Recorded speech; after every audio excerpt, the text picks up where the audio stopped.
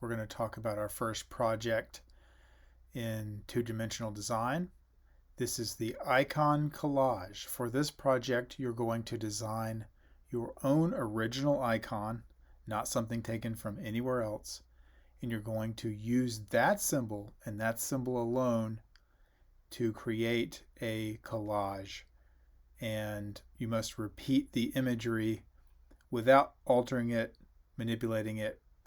You can flip it, as I'll be talking about. There are certain rules. You can change the scale, which means the size, and you are allowed to work only with black, white, and gray paper. But before I get ahead of myself, let's talk about where you start. This is the beginning point, and that would be doodling.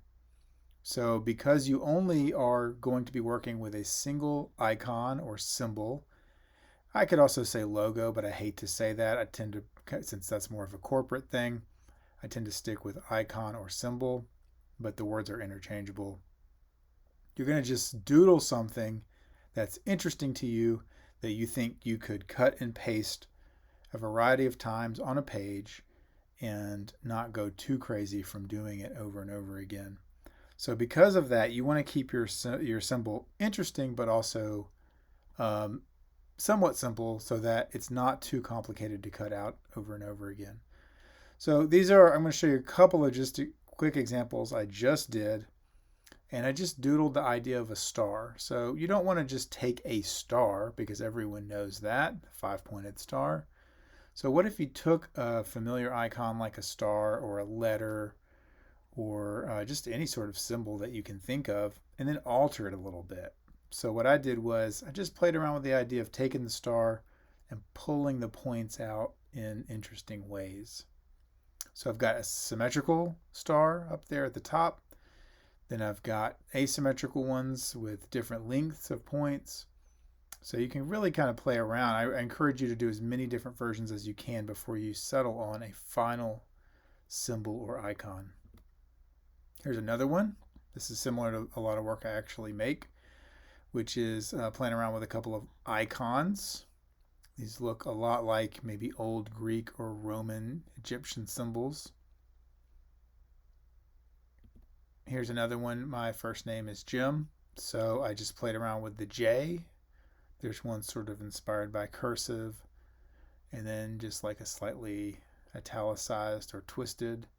And then I added a hook or an arrow onto the end of the one there at the bottom, just to sort of show, like, you don't have to be so literal about it. It doesn't have to just be AJ. You can play around with it and do fun things. In fact, some of those best examples I have are students who did that. So let's get into a few student examples. This one would be an anchor, right? Well, look what they did with the anchor. They repeated the form in a couple different shades of gray, it looks like.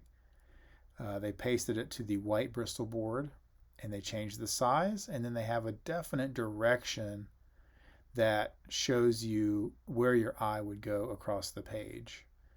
And I always tell students when I introduce this project is like, where do you think the focal point is? Where does your eye sort of drift across the page and end up? Almost all art that you ever come across has a focal point. So if it's a portrait, that tends to be someone's eye. If it's a landscape, maybe it's a distant ship on the horizon, that sort of thing.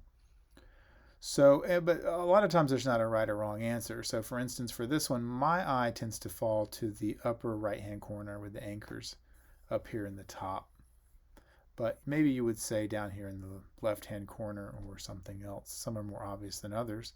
So obviously the focal point for this piece is going to be the center. Everything swirls around the collage and ends up in the center.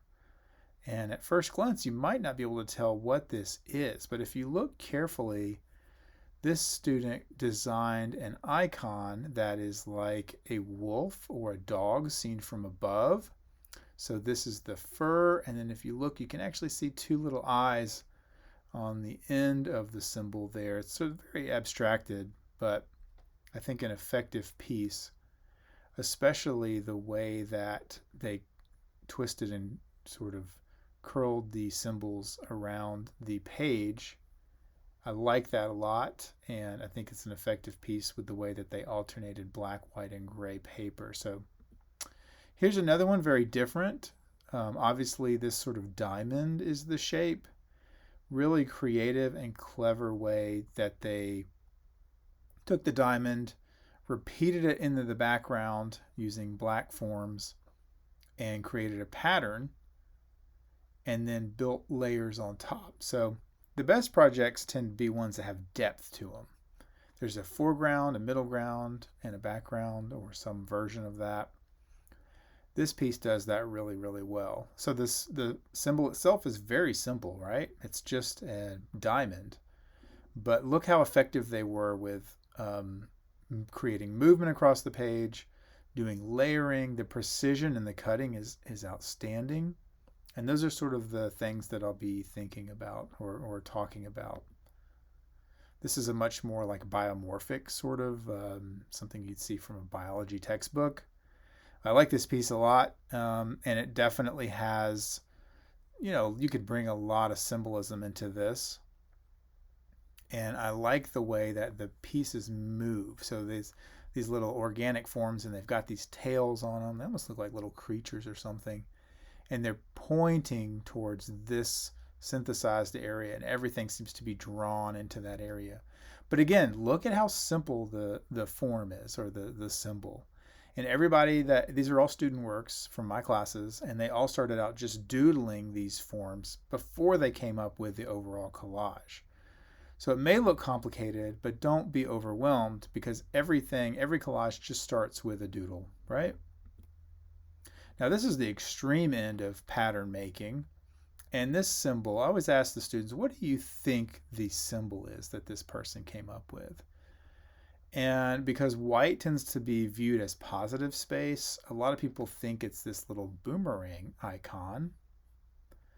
That is not the symbol. The symbol is the pyramid with a little chunk cut out.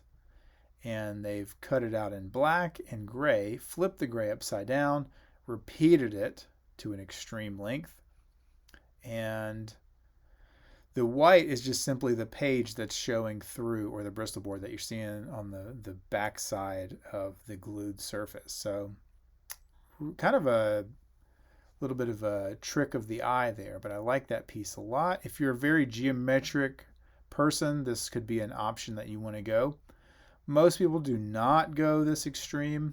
Most people go sort of like this. This is a student I had. I think her name was Sarah.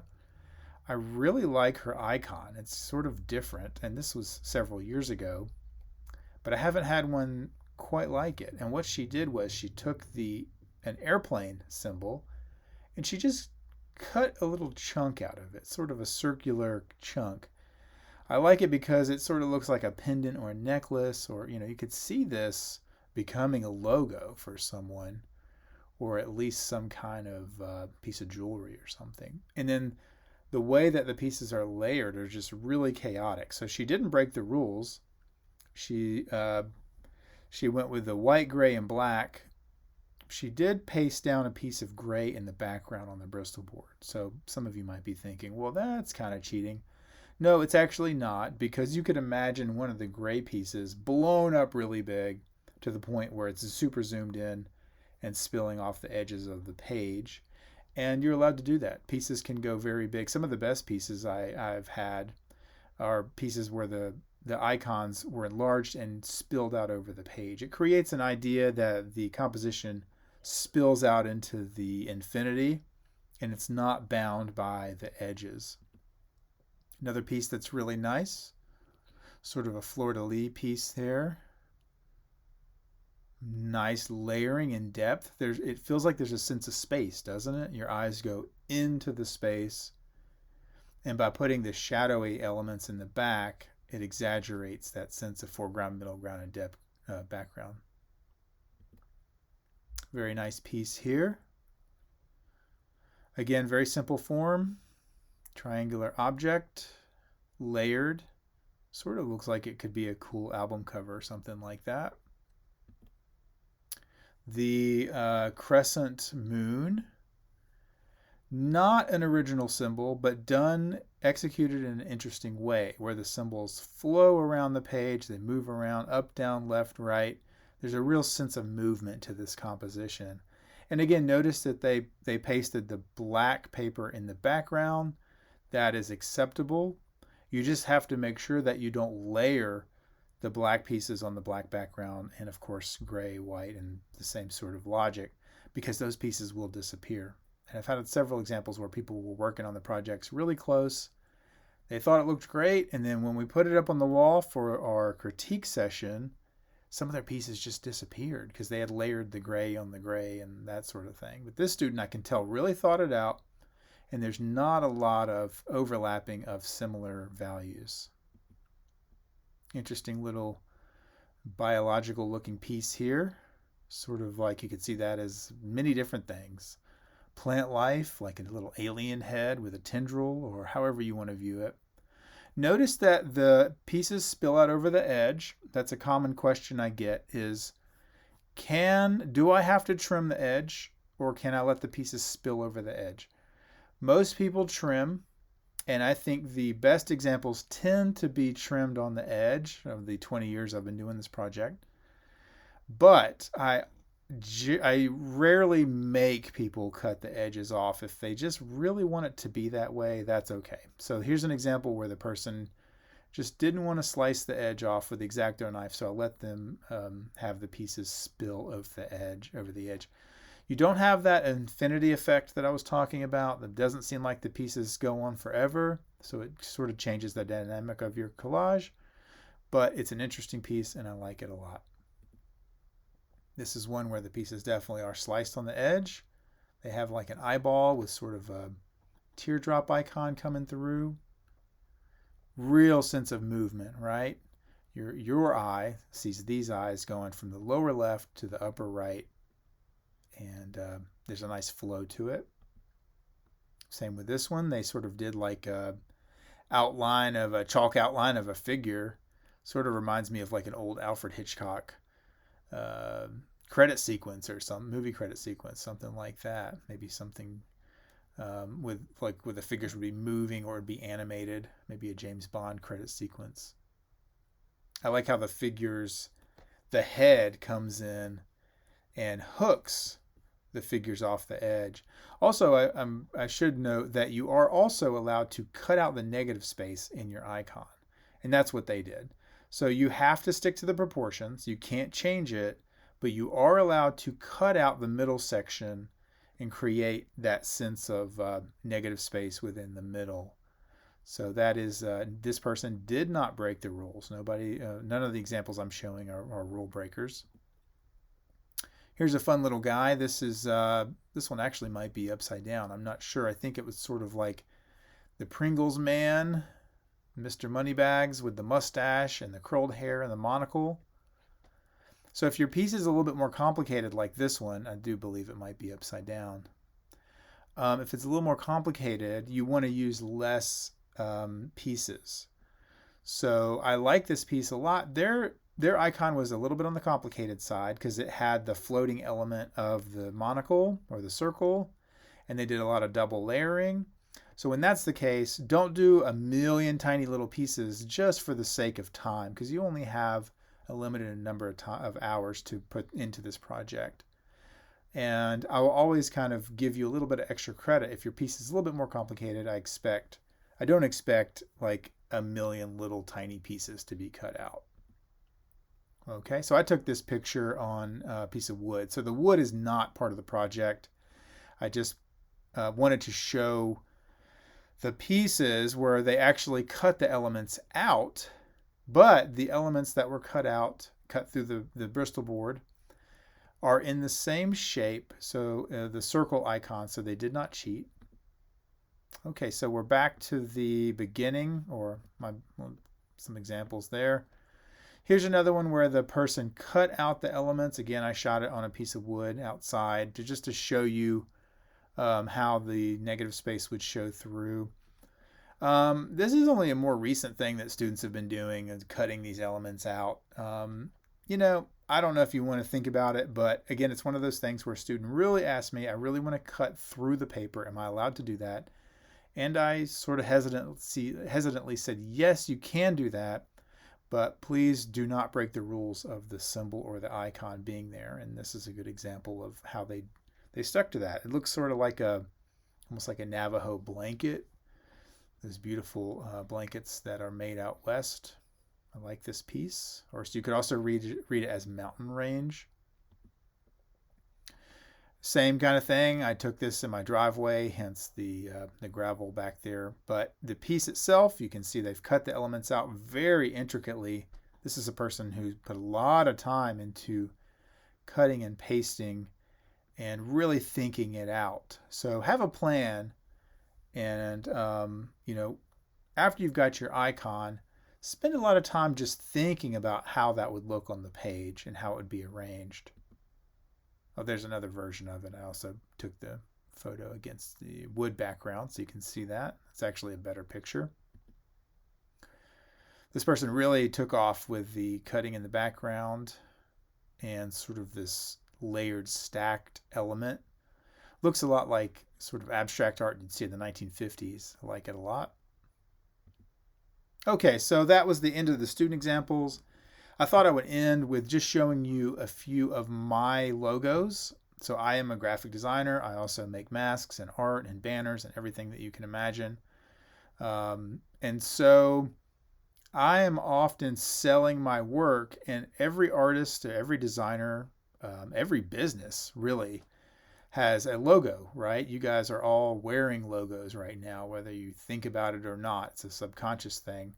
So I often doodle with my logos with, I either cut them out on paper or I draw them with pen and ink, and then I bring them into Adobe Photoshop or Illustrator, clean them up a little bit, but they all start with drawings the same way that you're doing. So here's sort of, because I am a mask maker, I sort of wanted to create abstracted logos, but also had like the intimated faces where you could see a little bit of a face coming through. So that's what I did with this one. Here's another one that's sort of the same thing. After I did this one, I, for some reason, would see Darth Vader. Maybe it's the gorilla, the mouth there. Also looks a little bit like a heart. So these symbols would be too complicated for this project because you wouldn't want to cut something out like this over and over again. But I did just want to show you practical applications for this assignment. You're not limited. This is not a project that just has no application in the real world. Okay, and then this is the logo I ended up using. I put it on my business card, t-shirts. I even printed stickers that I give out with my art orders. And this is my bat icon. And so I did the little bat guy, very happy about it. Sort of looks like something you'd see on an ancient ruin rock carving. I ended up taking the wings off to simplify the design, and you can see that here. I also tend to print this as on my stickers that I give out and mail out in red. I like red. Red's probably my favorite color, I would guess. So this is the end result of that. Very symmetrical. And this was drawn by hand, and then I painted in the red and cleaned it up a little bit, but it still has a little bit of a pixely, gnarly edge because I like that hand look to it. My alter ego that I use for my art is False Face, and you can look that up on Instagram if you want to see the sort of work that I do. Just type in False Face, it should come up, and or look at my website, falseface.org.